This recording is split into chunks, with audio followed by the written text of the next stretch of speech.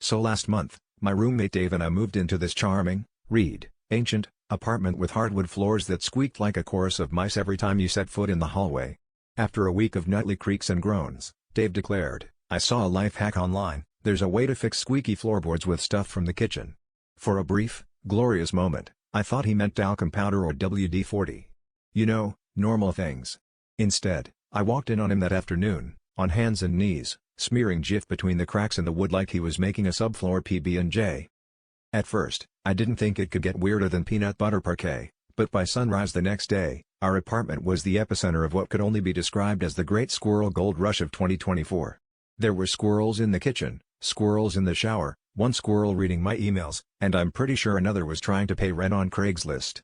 I called animal control, but they had a 3-day wait list and suggested we try reasoning with them. Dave tried to negotiate with a particularly assertive gray squirrel, but lost custody of his iPad in the process. By the end of the week, our landlord showed up, took one look at the situation, and just sighed.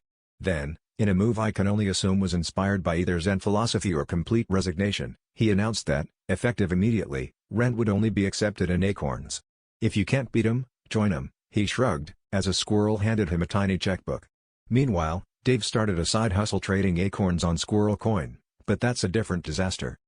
So now, every month I line up at the leasing office with a wheelbarrow full of acorns, and Dave's banned from the peanut butter aisle at Safeway. But hey, at least the floor doesn't squeak anymore, though the chittering at 3 a.m. is a bit much. And honestly, if the landlord ever asks for rent in walnuts, I'm moving out, because that's just nuts.